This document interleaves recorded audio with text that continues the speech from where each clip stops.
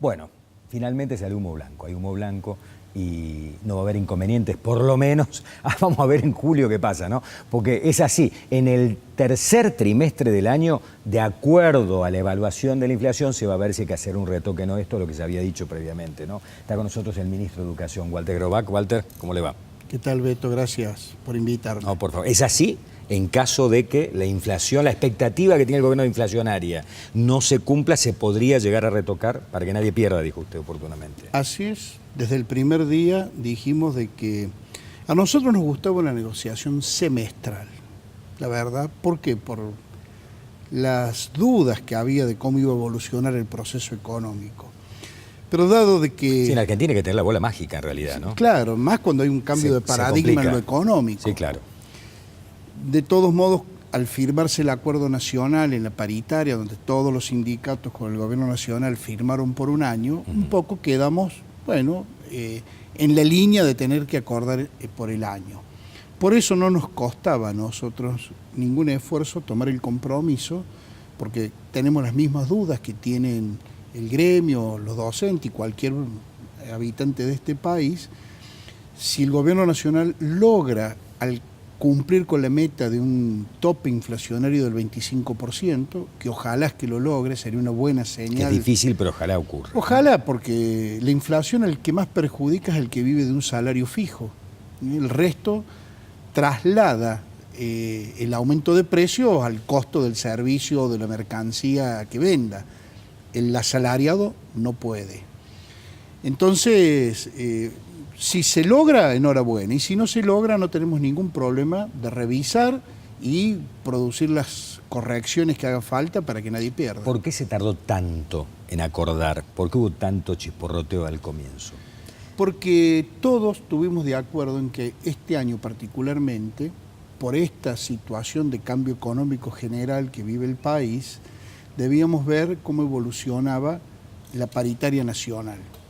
Que yo siempre digo, la paritaria nacional no incide en forma directa en Córdoba. Había mucha mala información o desinformación en relación al tema. Bueno, porque cuando hay un conflicto o cuando hay intereses en pugna antes del conflicto, cada uno se apropia de los argumentos y las razones que lo ayudan a sostener su demanda o su planteo. Y en este caso, mire, durante muchos años Córdoba firmó los aumentos salariales independientemente de la paritaria nacional. ¿Por qué este año era distinto? Porque a raíz de que todos los ministros del país le planteamos al ministro Bullrich que veríamos como muy positivo que aumenten el incentivo docente, que hacía 3 años que se firmaban paritarias y estaba congelado el FONID.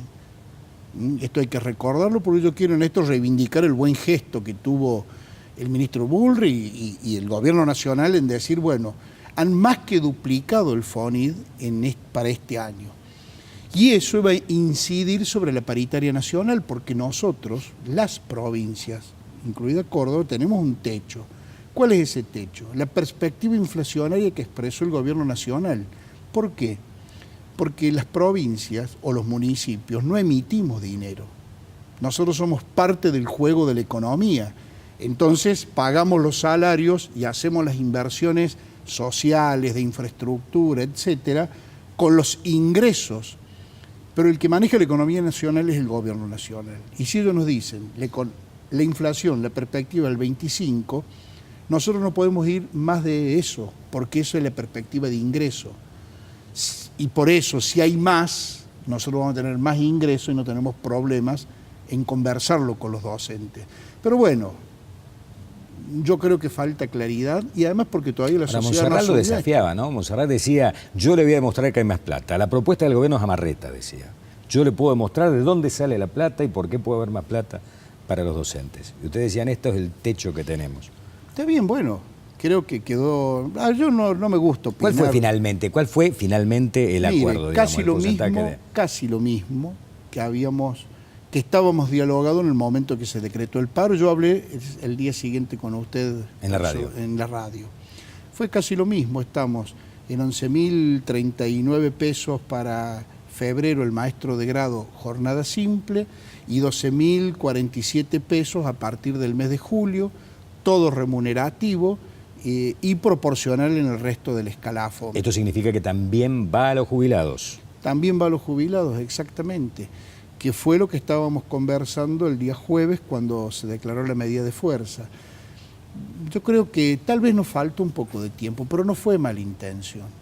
Es público, el gremio también decía, veamos cómo sale la paritaria. Nosotros también decimos, bueno, veamos cómo sale la paritaria. Ese día jueves, que a la tarde se declaró el paro, en la ciudad de Buenos Aires firmaron la paritaria a la noche. El día sábado terminaron de acordar en la provincia de Buenos Aires. A mi juicio, en un año como este, tal vez no hicimos las previsiones de tener resortes para trabajar sobre última hora, porque todos íbamos a estar pendientes de lo que pasó el día jueves en la paritaria nacional. Hubo un punto de inflexión en medio de la negociación, más allá del paro decretado antes de que dictamine o determine la conciliación obligatoria del Ministerio de Trabajo, que fue el tema del descuento de los días no trabajados, donde hubo desprolijidades, donde se le descontaron días a personas que estaban con licencia por maternidad o que ese día no laburaban porque empezaban a laburar el martes, no el lunes, porque tenían X cantidad de horas cátedras, etcétera, etcétera.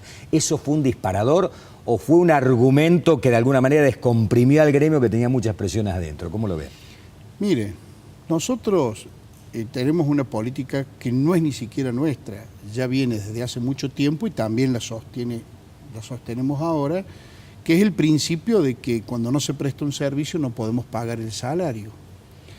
Pero esto es así en cualquier lugar del mundo, digamos. Quien lo entienda de manera distinta, sí, me parece bueno, que está equivocado. pero en Argentina y en muchos sectores nos hemos acostumbrado a que eso no es así. Yo lo aprendí con el rigor, lo quiero decir. Sapio me dijo que cuando tú eras gremialista también pedía que le paguen el día... No es cierto. ¿No? No. Me lo dijo Sapia al aire en la radio. Mire, menos Sapia, porque tengo que era secretario de Trabajo. Un enorme respeto por el doctor Sapia, uno de los mejores ministros de Trabajo que hubo en la provincia y una gran persona y gran abogado. Nosotros pedimos eso en el año 88, yo estaba en la delegación capital de la UPC, no estaba en la conducción central, y en Argentina se dio un conflicto, a mi juicio equivocado. En Córdoba teníamos una posición, una mirada distinta, pero en aquel momento, recién recuperada la democracia, el sentido de organicidad, de disciplina gremial, nos llevó a acatar una medida de fuerza de 42 días a nivel nacional, que había declarado la CETERA, y en Córdoba nos descontaron los 42 días de paro en aquel momento. Nosotros hicimos amparos ante la justicia, y debo decirlo, hacía muy poco que estábamos, digamos, en el gremio, creo que fue en el año 86, no 88. Y yo recuerdo que la justicia falló en contra. Y yo en ese momento no alcanzaba a entender los argumentos, porque, claro, vivimos tan poco en democracia que interpretábamos la Constitución desde donde nosotros lo entendíamos. ¿Y quién me explicaron? Entre otros el doctor Sapia y algunos otros abogados, que el derecho de huelga está garantizado por la Constitución, que es que no me pueden perseguir, no me pueden echar, no puedo recibir ninguna sanción por hacer una huelga, pero que el Estado ni un particular puede pagar un servicio que no se presta, porque el salario es una contraprestación, es a contraprestación de un servicio. Así es. Y la verdad que ahí lo aprendimos, por eso yo lo eliminé de mi lenguaje cuando estaba en el gremio. He tenido momentos que me descontaron y momentos que no nos descontaron, pero también entendí que cuando uno asume una responsabilidad de dar una batalla, tiene que saber que tiene cosas para ganar y cosas para perder. Pero hay algo más grave todavía. Cuando no hay ningún riesgo, a veces, no sé por qué componente de situación social, pareciera que no somos conscientes de que dejar a los chicos sin clases, cobrando el salario, porque además hay que analizar circunstancias. Yo me acuerdo cuando en el año 95 se dejó de pagar los sueldos. Nosotros dejamos de dar los docentes clases, pero era porque no se pagaba el sueldo, no porque pedíamos un aumento. Yo soy partidario y defiendo que un gremio pueda reclamar, pero hacerse responsable de su lucha y poder negociar con tranquilidad. A mí me parece que este año nos faltó esa tranquilidad porque creo que los argentinos, y me incluyo, probablemente no estamos viendo la película completa, no estamos imaginando de que ha cambiado el paradigma económico y que ya no podemos trasladar a inflación las decisiones de hoy. Antes se tomaban decisiones, total la inflación lo licuaba. Hoy las decisiones que tomemos, si baja la inflación, no lo podemos licuar. Claro. Entonces el riesgo es tomar decisiones que después no podemos cumplir. Imaginémonos lo que sería para Córdoba que nosotros comprometamos recursos que no, en salario que no podemos pues pagar. Es prudente rediscutir en el tercer trimestre en caso que haga falta, nos parece Por prudente. eso, y con la economía real. Esta semana anunciaron 1.600 aulas nuevas, 60 escuelas nuevas para Córdoba. En 4 años, esto es para garantizar la totalidad de las salas de 4, que este año vamos a llegar al 100% de los niños y niñas de esa edad incorporados en el sistema educativo.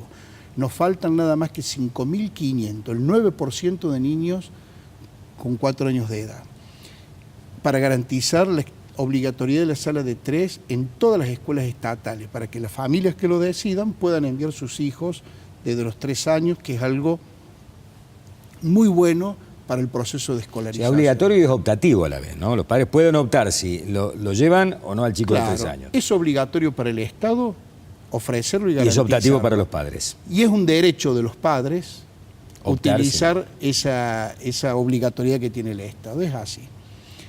Para garantizar la jornada extendida, gracias al esfuerzo de todos, no es solo del gobierno, de los docentes, de los equipos directivos, de las comunas y municipios en el interior, Córdoba ya tiene el 46% de sus alumnos en jornada extendida, 2 horas más de clase por día, lo cual implica 90 días más de clase en el año, con los talleres de ciencia, de inglés, de literatura, nuevas tecnologías, arte y educación física.